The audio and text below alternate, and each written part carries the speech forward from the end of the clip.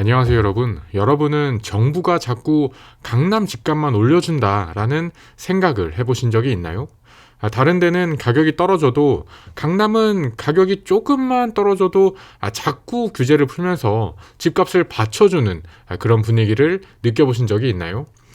평생 열심히 일해서 내 집 하나, 내 방 한 칸 마련하는 것도 쉽지 않은데 아파트 가격이 이제 조금 빠졌다고 왜 벌써 규제를 푼다고 하는 것일까요? 사실 이것은 보는 사람에 따라서 다른 문제일 수 있습니다. 그러나 적어도 가장 최근의 규제 완화 분위기는 강남 집값만 올려준다는 여론을 만들 수 있는 그런 규제라고 생각합니다. 물론 한낱 유튜버일 뿐인 저는 그저 규제에 순응하고 따르는 길을 택하지만 최근의 규제 완화 분위기는 정부가 강남 집값이 떨어지는 것을 막으려고 하는 것이 아니냐 하는 오해를 불러일으킬 수 있어서 그 이야기를 한번 드려보고자 합니다. 사실 정부는 정책으로는 부동산 규제 완화를 하면서 또 반대로 표면적으로는 집값은 더 떨어져야 한다고 말하고 있습니다.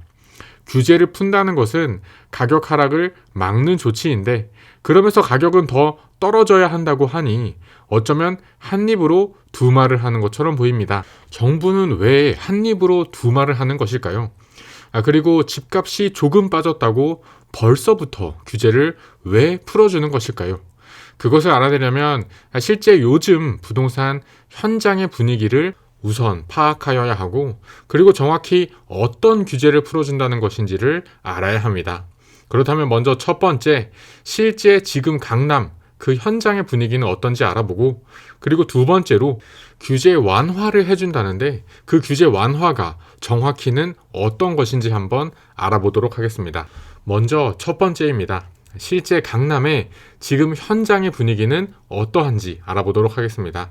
강남 중에서 가장 급격한 하락을 보이고 있는 곳은 송파구의 잠실입니다. 잠실 엘스 아파트는 27억 원이던 34평 아파트가 19억 원까지 떨어지면서 8억 넘게 하락하고 있고 잠실의 리센치 아파트도 26억 원이 넘던 33평 아파트가 20억 원으로 6억 원이 하락하였습니다. 그리고 잠실역에서 가장 비싼 아파트인 잠실 주공 5단지 아파트도 33억 원 하던 36평 아파트가 27억 원까지 6억 원이 하락하였습니다. 이렇게 잠실의 분위기는 기본 5억, 6억씩 하락하고 있으며 많게는 7억, 8억까지 빠지는 분위기입니다. 아니 물론 7억, 8억 빠진다고 해도 여전히 평당 1억을 넘나드는 가격인데 아직도 비싸다. 더 빠져야 정상 가격 수준이다 라고 생각하실 수도 있습니다. 사실 평당 1억인 아파트는 정말 웬만한 슈퍼리치가 아니고서는 일반인들이 월급 모아서 살 수 있는 가격대와는 거리가 정말 멉니다. 그리고 이렇게 집값이 비싼 부분에 대해서는 국토부의 원희룡 장관도 동일한 주장을 하고 있습니다.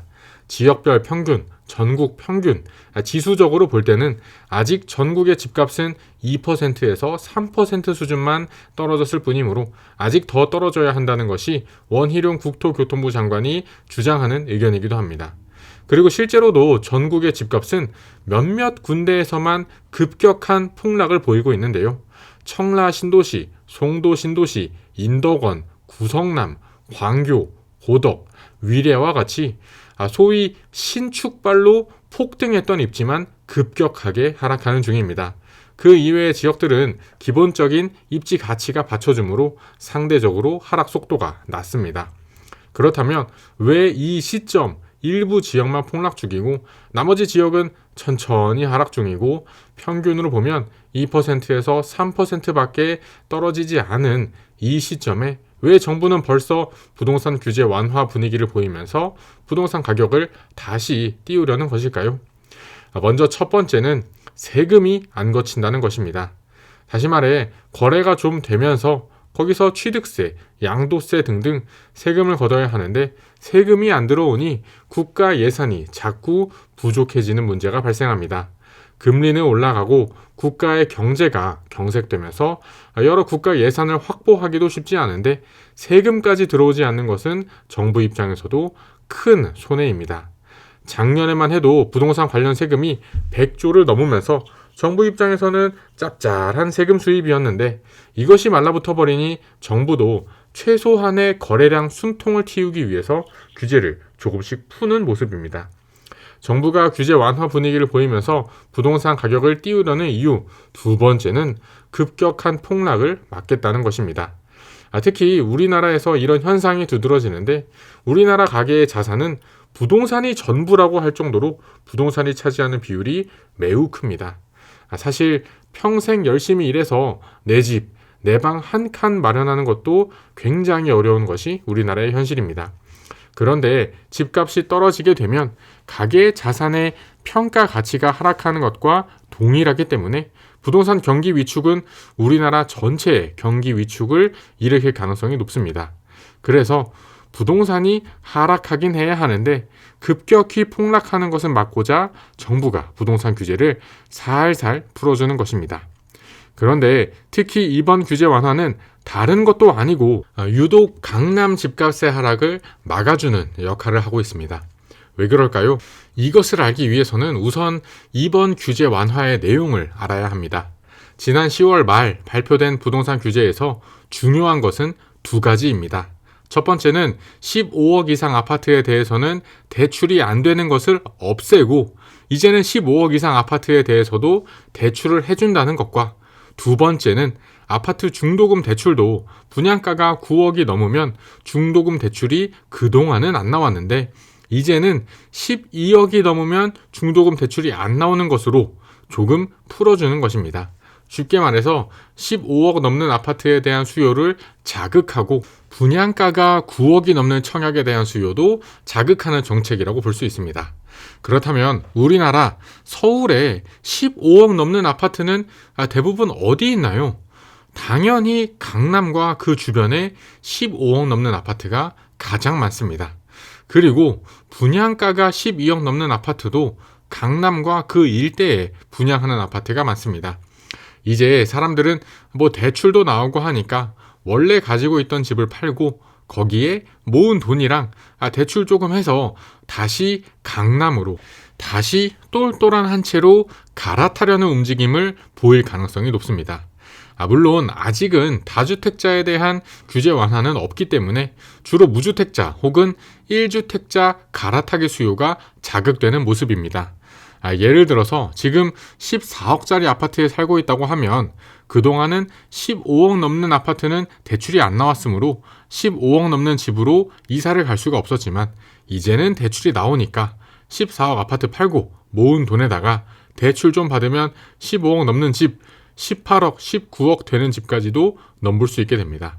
그래서 이번 규제 완화책이 발표되고 난 후에 실제로 은마 아파트나 잠실의 아파트가 급매물부터 우선적으로 소진되는 분위기를 보이고 있습니다. 자, 이제 여러분들은 지금 정부가 욕을 먹는 것을 감수하면서도 부동산 규제를 푸는 것은 첫 번째로 세금을 걷어야 하기 때문이고 두 번째로 아파트 가격을 하락시키기는 할 건데 급격하게 말고 완만하게 하락시키기 위해서 규제를 푸는 것이라는 것을 알게 되셨을 것입니다.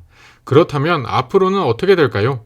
부동산 가격은 당분간은 더 하락할 것 같은데 그렇다면 정부는 어떤 규제를 더 풀게 될까요?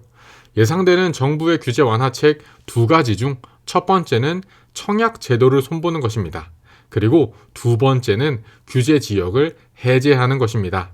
먼저 청약의 경우 현재는 당해 지역이라고 해서 해당 지자체에 살고 있는 사람들에게만 우선 청약할 수 있는 권리를 주었지만 지금처럼 미분양이 쌓이게 된다면 광역 지역의 사람들도 청약을 할 수 있게 규제를 풀어줄 것입니다.